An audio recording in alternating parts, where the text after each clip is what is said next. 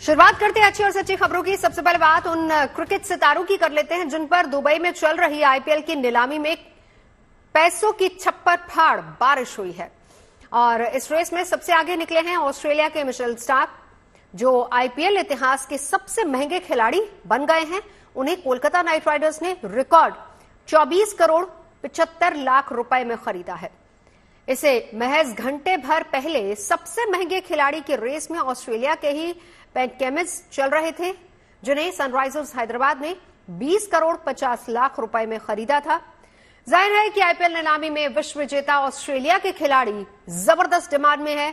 सबसे पहले आईपीएल के सबसे महंगे खिलाड़ी का ताज इंग्लैंड के ऑलराउंडर सैम करन के नाम था, जिन्हें पिछले साल पंजाब ने 18 करोड़ 50 लाख में खरीदा था। भारतीय खिलाड़ियों की बात कर लेते हैं तो इस season bowling allrounder Harshal Patel को पंजाब किंग्स ने 11 करोड़ 75 लाख में खरीदा है। शिवम मावी को लखनऊ सुपर जॉयंट्स ने 6 करोड़ 40 लाख में खरीदा। उमेश यादव के लिए गुजरात टाइटंस ने 5 करोड़ 80 लाख की बोली लगाई, जबकि शार्दुल ठाकुर को चेन्नई सुपर किंग्स ने 4 करोड़ में खरीदा है। नितिन श्रीवास्तव ज्यादा जानकारी दे रहे हैं। आईपीएल के मिनी ऑक्शन में इस बार बड़े बड़े नाम, खासतौर पर ऑस्ट्रेलिया के खिलाड़ियों के जो नाम हैं, उनके ऊपर में खुलकर फ्रेंचाइजों ने पैसा लुटाया है। ऑस्ट्रेलिया जो कि इस बार वर्ल्ड कप जीतने में कामयाब रही थी, उनके लगभग खिलाड़ियों ने इस बार फ्रेंचाइजियों को मजबूर किया कि वो अपने पर्स को खोलें। बात अगर की जाए पैट कमिंस की, तो आज दिन की सबसे बड़ी जो खरीद थी वो थी पैट कमिंस की। पैट कमिंस को हैदराबाद ने खरीदा था, लेकिन कुछ ही देर के बाद मिचेल स्टार्क, ऑस्ट्रेलिया के एक और तगड़े खिलाड़ी, शानदार गेंदबाज, उन्होंने सारे रिकॉर्ड, आईपीएल के इतिहास के जितने भी रिकॉर्ड थे, उन सब रिकॉर्ड्स को तोड़ दिया। मिचेल स्टार्क ने 2475 सीआर यानी कि 24 करोड़ 75 लाख रुपए अपने पास ले आए। और वो गए किस टीम में? वो गए गौतम गंभीर की कोलकाता नाइट राइडर्स में। खासतौर पर गौतम गंभीर की स्ट्रैटेजी थी कि मिचेल जैसा खिलाड़ी अपने टीम के अंदर में शामिल किया जाए, क्योंकि एक अरसा हो गया है जब कोलकाता की टीम आईपीएल के टाइटल के नजदीक नहीं जा पाई है। और गंभीर चूंकि इस बार लखनऊ छोड़कर कोलकाता के साथ जुड़े हैं, तो ऑक्शन के दौरान ये दिखा भी कि गंभीर कहीं ना कहीं चाहते थे कि स्टार्क जैसा खिलाड़ी उनकी टीम में शामिल हो। और इसी वजह से जो रेस चल रही थी दो टीमों के बीच में, वो कोलकाता जीतने में कामयाब रही और 2475 सीआर जो पैसे है वो अदा करने पड़े कोलकाता को, स्टार्क को अपनी टीम में लाने के लिए। उसके बाद हमने देखा कि पंजाब हर्षल पटेल के साथ गई। इसके अलावा अगर हम देखेंगे तो अनकैप्ड इंडियन प्लेयर्स की अगर बात की जाए तो समीर रिजवी, मेरठ का, यूपी का वो खिलाड़ी जिसने 8 करोड़ 40 लाख रुपए जो है फ्रेंचाइज को मजबूर किया कि उनको दिया जाए, क्योंकि समीर रिजवी एक ऐसा खिलाड़ी है, एकदम रॉ टैलेंट है, यंग टैलेंट है। और समीर रिजवी लगातार उस रेस में थे, कहीं ना कहीं बने हुए थे, जिसकी वजह से फ्रेंचाइज उनके पीछे जा भी रहती है। हमने देखा कि अभी तक में अगर अनकैप प्लेयर्स की बात की जाए तो इतना ज्यादा पैसा किसी अनकैप खिलाड़ी को मिला नहीं था, लेकिन समीर रिजवी वो पहले खिलाड़ी बन गए हैं जिन्होंने 8 करोड़ से ज्यादा की रकम जो है वो अपने नाम की है। तो एज ऑफ नाउ जो आईपीएल के इस बार की अगर हम देखेंगे ऑक्शन, तो उसका ट्रेंड ये रहा था कि ऑस्ट्रेलियन प्लेयर्स के ऊपर में दिल खोल के फ्रेंचाइज ने पैसा दिया, वहीं दूसरी तरफ इंडियन अनकैप प्लेयर्स ने भी यहां सबकी जो है नजरें अपने ऊपर खींचने में वो कामयाब रहे हैं। तो चलिए आगे बढ़ते हैं, बात मौसम की कर लेते हैं। इस वक्त उत्तर भारत के राज्यों में ठंड ने अपना असर दिखाना शुरू कर दिया है। पहाड़ से लेकर मैदान तक लगातार तापमान में गिरावट देखने को मिल रही है और साथ ही शीतलहर और कोहरे ने लोगों को ठिठुरन पर मजबूर कर दिया। मौसम विभाग का अनुमान है कि अगले 2 से 3 दिनों में उत्तर भारत के कई इलाकों में न्यूनतम तापमान 5 डिग्री से नीचे जा सकता है। वहीं 22 दिसंबर से एक नया वेस्टर्न डिस्टर्बेंस दस्तक देने वाला है, जिसके असर से देश के कई हिस्सों में बारिश भी हो सकती है।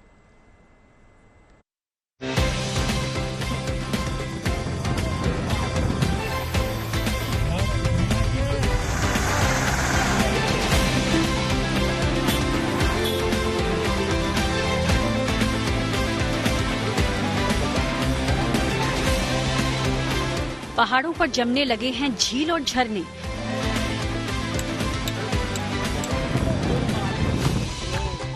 जबकि मैदानों में कोहरे और शीतलहर का दिखने लगा है असर।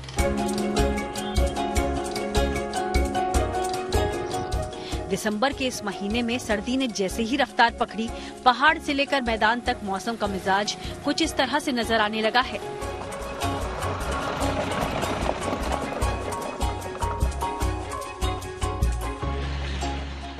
कोई इस ठंड से बचने के लिए अलाव का सहारा ले रहा है और कोई गर्म कपड़ों का।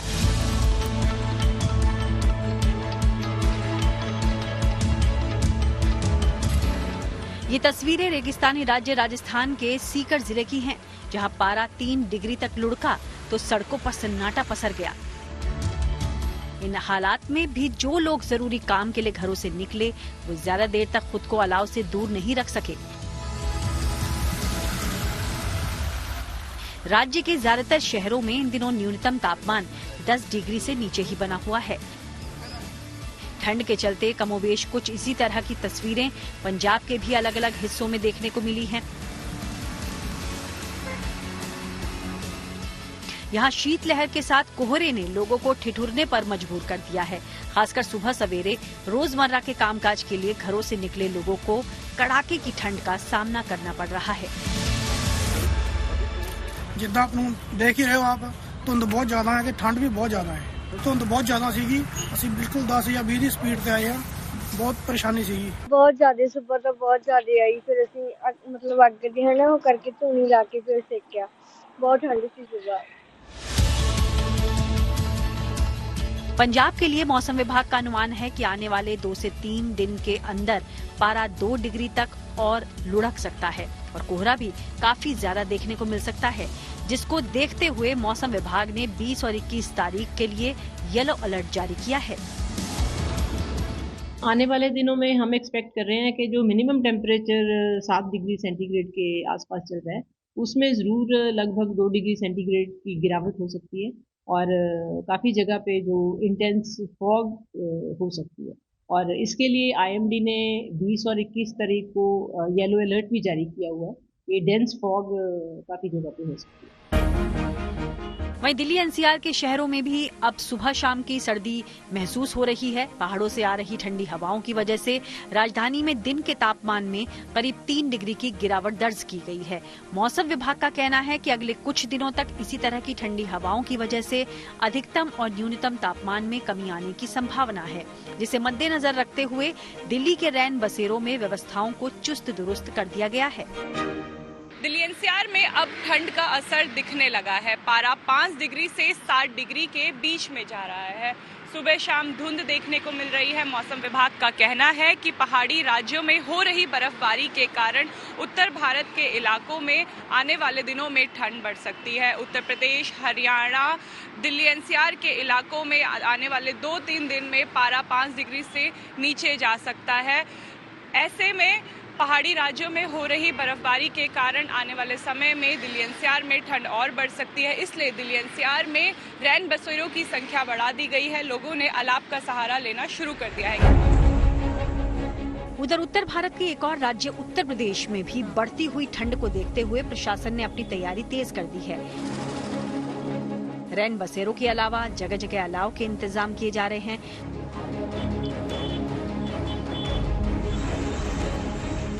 दो तस्वीरें उत्तर प्रदेश के मुरादाबाद और कानपुर शहर की हैं, जिनमें दिखाई दिया कि किसी ने ठंड से बचने के लिए रैन बसेरे में शरण ली हुई है और कोई अलाव के सहारे सर्द रात काट रहा है।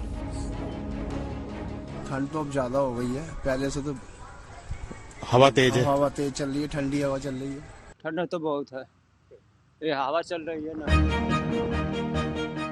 संभावना जताई जा रही है कि जल्द ही एक और वेस्टर्न डिस्टर्बेंस एक्टिव हो सकता है, जिसके असर से पहाड़ी राज्यों में बारिश के साथ बर्फबारी हो सकती है, जबकि मैदानी राज्यों में बारिश होने की संभावना जताई गई है, जिसके बाद 25 दिसंबर से समूचे उत्तर भारत में कड़ाके की ठंड पड़ सकती है।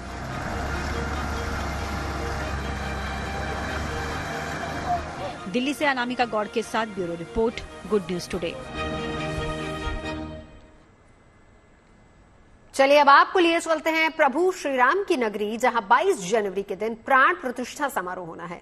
और इस समारोह में 6000 से ज्यादा लोग शामिल होंगे, जिनके रुकने और आने जाने का इंतजाम राम मंदिर ट्रस्ट की ओर से किया जा रहा है और जिसके तहत अयोध्या के अलग अलग स्थानों पर टेंट सिटीज और टिन सिटीज बसाई जा रही हैं, जिसके अंदर मेहमानों के लिए तमाम सुविधाएं मौजूद होंगी।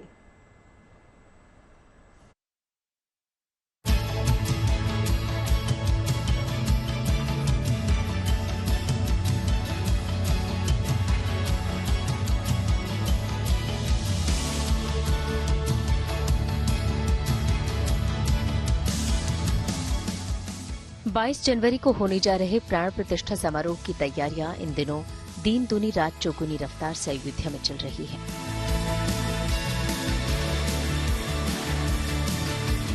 जिसकी ये महज एक छोटी सी झांकी भर है। ये तैयारी है कार्यक्रम में आने वाले 6000 से ज्यादा मेहमानों के लिए। 22 जनवरी के इस कार्यक्रम में 4000 साधु संतों के अलावा 2000 से ज्यादा देश के नामी गिरामी लोग शामिल होने वाले हैं, जिनके ठहरने के लिए अयोध्या के अलग अलग स्थानों पर इंतजाम किया जा रहा है।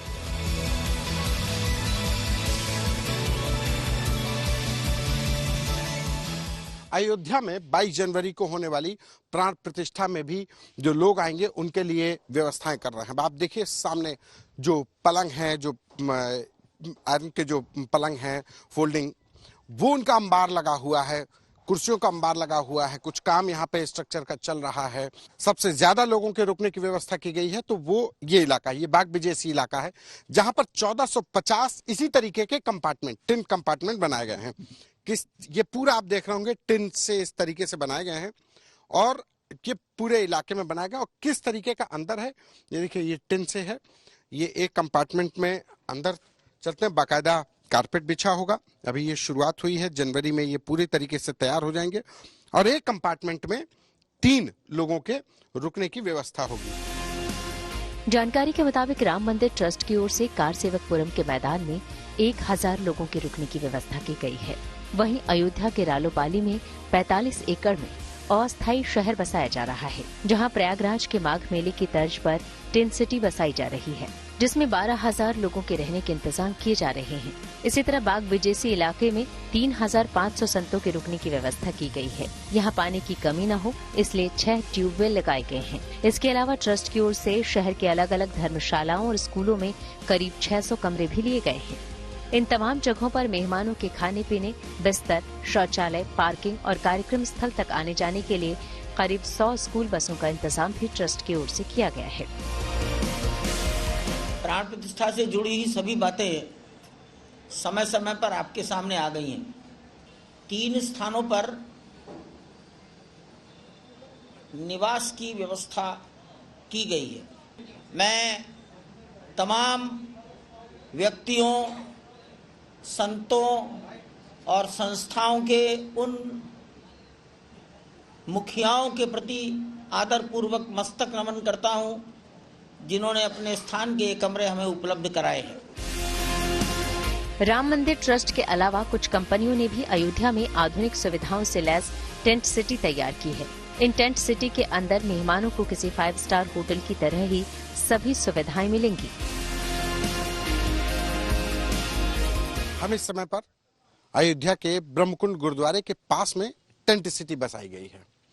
ये जो वीवीआईपी लोग आएंगे, तमाम जो साधु संत, जो शंकराचार्य, तमाम पीठों के प्रमुख, तमाम धर्मों के प्रमुख, तमाम संप्रदाय के प्रमुख यहाँ पर आएंगे, तमाम माननीय आएंगे, उनके लिए एक टेंट सिटी बसाई गई है। ये अब हम आपको अंदर लिए चलते हैं। ये इस तरीके से पूरी साजो सज्जा, आपको भरोसा नहीं होगा ये सजावट, ये खूबसूरती देखकर कि ये टेंट सिटी है। किसी आलीशान होटल 5 स्टार 7 स्टार होटल से कम नहीं है। सारी सुविधाएं हैं, बैठने के लिए डबल बेड है, बैठने के लिए कुर्सियां हैं और लैंप्स हैं, तमाम जो डेकोरेशंस हैं, एलईडी लगाई हुई है। आधुनिक सुविधाओं से लैस ये टेंट सिटी बसाई जा रही है और इस तरीके से एक जगह पर 30 टेंट सिटी हैं और दूसरी जगह पर करीब 40 टेंट सिटी हैं। बताया जा रहा है कि 22 जनवरी के कार्यक्रम को देखते हुए इन टेंट सिटी में एडवांस बुकिंग हो चुकी है। प्राण प्रतिष्ठा समारोह से जुड़ी इन तमाम तैयारियों पर राम मंदिर ट्रस्ट लगातार नजर बनाए हुए है। ट्रस्ट की ओर से कोशिश यही की जा रही है कि वक्त पर सभी कामों को पूरा कर लिया जाए, ताकि प्राण प्रतिष्ठा कार्यक्रम में आने वाले मेहमानों को किसी तरह की परेशानी का सामना न करना पड़े। अयोध्या से Santosh Kumar, good news today. तो प्राण प्रतिष्ठा समारोह की तैयारियों पर इस रिपोर्ट को देखने के बाद अब आपको सूरत के एक ऐसे हीरा व्यापारी से मिलवाते हैं जिन्होंने राम मंदिर की तर्ज पर हीरो का एक हार तैयार किया है। सूरत के हीरा व्यापारी कौशिक काकड़िया ने बताया कि इस हार में 5000 से ज्यादा अमेरिकी डायमंड्स और 2 किलोग्राम चांदी का इस्तेमाल किया गया है और इसे बनाने में 40 कारीगरों ने 30 दिन से ज्यादा की कड़ी मेहनत की है, तब जाकर यह खूबसूरत नेकलेस तैयार हुआ है।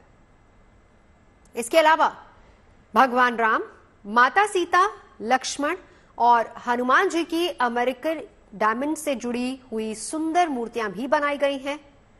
हीरा व्यापारी ने इस खूबसूरत हार को राम मंदिर को उपहार स्वरूप देने की इच्छा जताई है। ये जो बनाया हमने, इसकी हमें जो प्रेरणा मिली, ये जो अभी अयोध्या में जो नवनिर्मित हो रहा है राम मंदिर, वहीं से हमें प्रेरणा मिली है कि ये जो राम मंदिर है बिजनेस पर्पस के लिए बिल्कुल नहीं है, बिजनेस पर्पस के लिए बिल्कुल नहीं है। ये ओनली फॉर राम मंदिर को हमें सप्रम भेंट करना है। पूरे इंडिया से जो राम मंदिर बन रहा है सब लोगों ने कुछ ना कुछ दिया हुआ है और ये जो राम मंदिर बन रहा है हमने जो बनाया हमें वही पर्पस है बने कि हम भी कुछ दे। इसको बनाने में सर 30 दिन से ज़्यादा का समय लगा है और 40 से ज़्यादा ज्वेल आर्टिस्ट ने मेहनत की हुई है और उसी मेहनत का फल है जो हम इसमें संपूर्ण सफल हुए। आगे बढ़ते हैं। अब बात पाकिस्तान परस्त आतंकवाद पर आखिरी प्रहार की और इस मुहिम में जम्मू कश्मीर की महिलाओं को भी शामिल किया जा रहा है। अब उन्हें भी आतंकियों के खिलाफ मोर्चा लेने के लिए ट्रेनिंग दी जा रही है और इस बात से बिल्कुल इनकार नहीं किया जा सकता है कि अनुच्छेद 370 के हटने के बाद से जम्मू कश्मीर के हालात में काफी सुधार हुआ है। पिछले 4 साल में जम्मू कश्मीर में बहुत कुछ बदला है और सबसे ज्यादा मार आतंकवाद के आकाओं पर पड़ी है जो अनुच्छेद 370 की आड़ में बीते 33 साल से जम्मू कश्मीर को आतंकवाद की आंच में झुलसा रहे थे। हालांकि अगस्त 2019 के बाद से सेना और केंद्रीय सुरक्षा बलों के खिलाफ के सख्त रवैये की वजह से आतंकी और उनके आकाओं की संख्या लगातार घटी है, लेकिन फिर भी पाकिस्तान बाज नहीं आ रहा। पाकिस्तान से सटी 3323 किलोमीटर की भारतीय सीमा की सुरक्षा संभालने वाले बीएसएफ को घुसपैठ की आशंका है और कुछ दिन पहले ही बीएसएफ ने साफ किया कि पाकिस्तान एक बार फिर से बड़ी संख्या में घुसपैठ कराने की फिराक में है। पीओके में मौजूद लॉन्चिंग पैड से करीब 250 आतंकी घुसपैठ के लिए सही मौके का इंतजार कर रहे हैं। बड़े पैमाने पर आतंकियों की इस घुसपैठ को रोकने के लिए ही डोडा में विलेज डिफेंस ग्रुप के महिलाओं को हथियार चलाने की ट्रेनिंग दी जा रही है। इसके अलावा घुसपैठ को रोकने के लिए उन्हें पेट्रोलिंग कराना भी सिखाया जा रहा है। इसके लिए जम्मू कश्मीर पुलिस के अधिकारी बकायदा डोडा की एक फायरिंग रेंज में महिलाओं को बंदूक थामना, लक्ष्य पर निशाना लगाना और फायर करने की ट्रेनिंग दे रहे हैं। डोडा में इस वक्त 875 विलेज डिफेंस ग्रुप्स हैं, जितने 6000 से ज्यादा सदस्य इसमें मौजूद हैं और इनमें शामिल करीब 259 महिलाओं को ट्रेनिंग के जरिए सेकेंड लाइन ऑफ डिफेंस के तौर पर तैयार किया जा रहा है ताकि सीमा पार से घुसपैठ के बाद आतंकी किसी तरह की नापाक हरकत को अंजाम देने की कोशिश अगर करते हैं तो उन्हें सबसे पहले हथियारबंद महिलाओं से भरना होगा। दरअसल दिन के समय कामकाज की वजह से विलेज डिफेंस ग्रुप के मेल मेंबर्स मौजूद नहीं रहते, जिनकी जगह दिन में पुरुषों की जगह अब महिलाएं मोर्चा संभालेंगी। फायदा यह है कि हमें अपना गांव सुरक्षित है और जो हमें ये बॉट फायर के लिए प्रैक्टिस फायर के लिए आए हैं तो इससे भी बहुत फायदा है। हमें कुछ न कुछ सीखने को मिलता है। हमने जो भी ट्रेनिंग ली है तो इधर ली है, बाकी हमें कहीं भी नहीं ट्रेनिंग मिली है। साल 1995 में आतंकवाद के खात्मे के लिए विलेज डिफेंस ग्रुप अस्तित्व में आया था।